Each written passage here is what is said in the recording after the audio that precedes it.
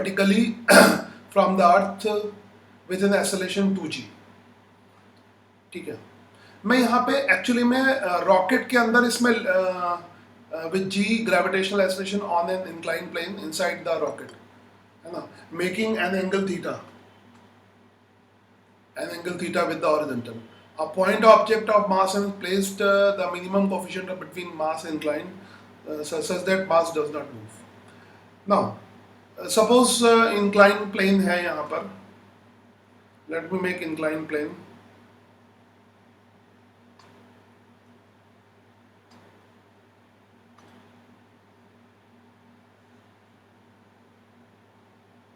ये incline plane है, ठीक है,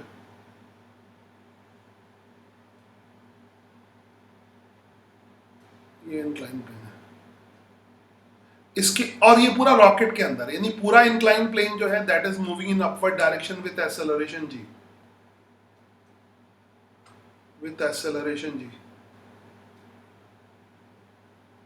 with acceleration 2g, sorry, with acceleration 2g।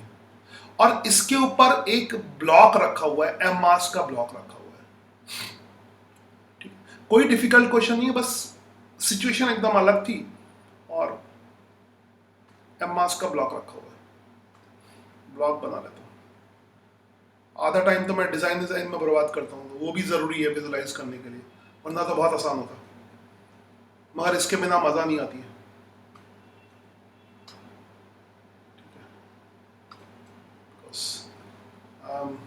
Now ये ब्लॉक है एंड मैं रोटेट भी करूंगा इसको, यस, ये टेढ़ा हो गया।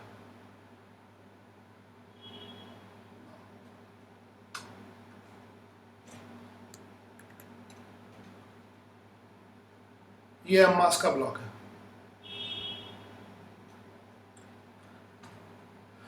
ठीक है, तो क्या ये स्लिप नहीं करना है इसको, है ना, find the coefficients between the blocks so that mass does not slip, simple, ठीक है। अब इस पे नॉर्मल रिएक्शन इधर लगेगा, अब इसका फ्री बॉडी इसके ऊपर यहीं पे हटा के मैं फ्री बॉडी बना देता हूँ इसका, ये अभी इसमें थोड़ा सा कारस्तानी भी दिखाऊंगा। इसका वेट डाउनवर्ड डायरेक्शन में वर्क करेगा, ब्लॉक को हटा दूंगा तो फ्री बॉडी यहीं पे हो जाएगी, वेट, इसका वेट डाउनवर्ड डायरेक्शन में वर्क करेगा mg, ठीक है। नॉर्मल रिएक्शन सरफेस के परपेंडिकुलर वर्क करेगा, तो ये नॉर्मल रिएक्शन डिफरेंट कलर,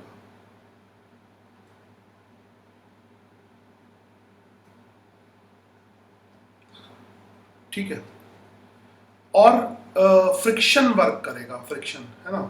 तो बेसिकली क्या होगा, फ्रिक्शन इसमें ये चीज अपवर्ड डायरेक्शन में एक्सेलरेट कर रही है, तो ऑब्वियसली किसी भी डायरेक्शन में फ्रिक्शन वर्क करने का वो चेक करना पड़ेगा कि तुम्हें किस डायरेक्शन में फ्रिक्शन वर्क करेगा, वो देखना पड़ेगा। तो वो कंपोनेंट से देख लो, है ना, यहाँ पे क्योंकि एक्सेलरेशन ऊपर की तरफ है तो एक कंपोनेंट एक्सेलरेशन के अलोंग ले लो, दूसरा एक्सेलरेशन के परपेंडिकुलर ले लो। एक्चुअली में हमें फ्रिक्शन चेक करना है कि किधर वर्क करेगा, तो इसको देखो कैसे चेक करेंगे। mg तो डाउनवर्ड होगा, n के कंपोनेंट्स कर लेते हैं, ये एंगल थीटा हो गया, ठीक है, ये वाला एंगल भी थीटा, फ्री बॉडी इसी पे लगा दिया मैंने, यही फ्री बॉडी है, यहीं पे दिखा दिया, तो ये एंगल 90 माइनस थीटा हो जाएगा, है ना, और वर्टिकल से ये वाला एंगल थीटा हो जाएगा,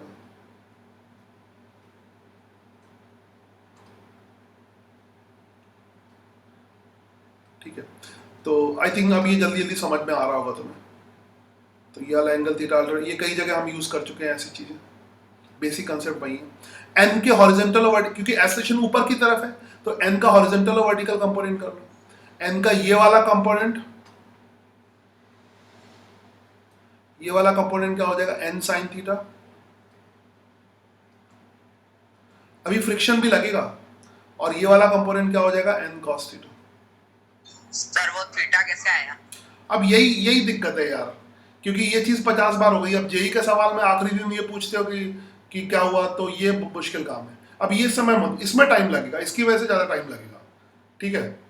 अगर ये पूछोगे तो फिर तुम टाइम ज़्यादा देना पड़ेगा, ठीक है, क्योंकि ये कम से कम नहीं तो 10-15 सवाल में पहले हो चुका है।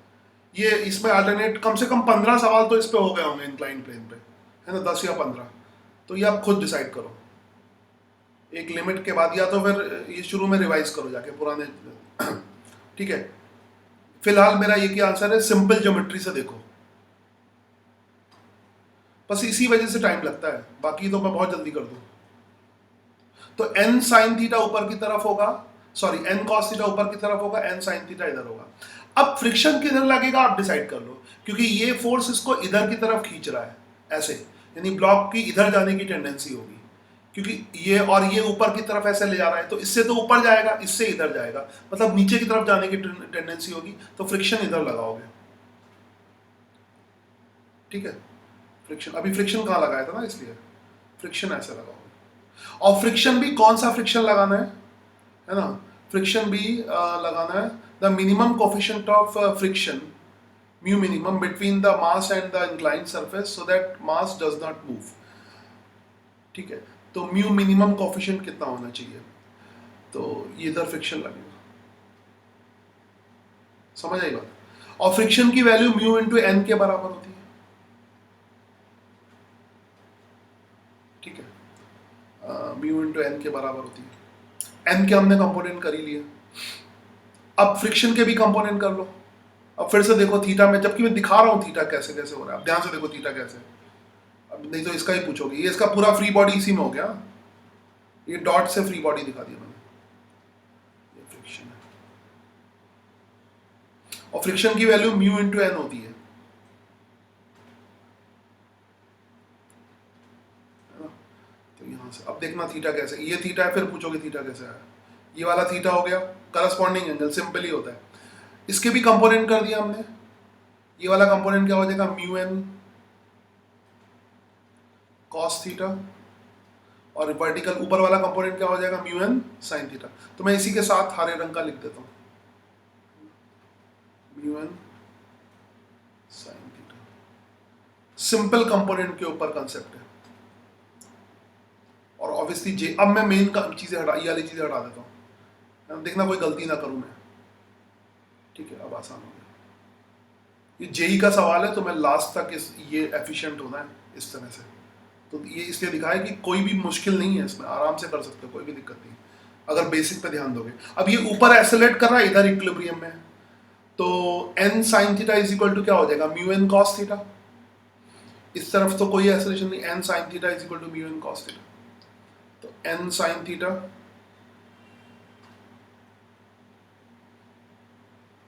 आई होप तुमने देख लिया हो, मैंने कंपोनेंट वगैरह गलत नहीं किए, म्यू एन कॉस थीटा, है ना। mg का तो इधर ही कंपोनेंट होगा, तो यहां से आ जाएगा, तो पूछा क्या है इसने, the minimum value of coefficient of friction between the mass and the inclined plane surface so that such that mass does not move, तो मास मूव नहीं कर रहा है, तो यहां से कैंसिल हो गया, तो ये तो कितना आ गया, एन कैंसिल हो गया, ठीक है। तो ये आ गया tan theta is equal to mu,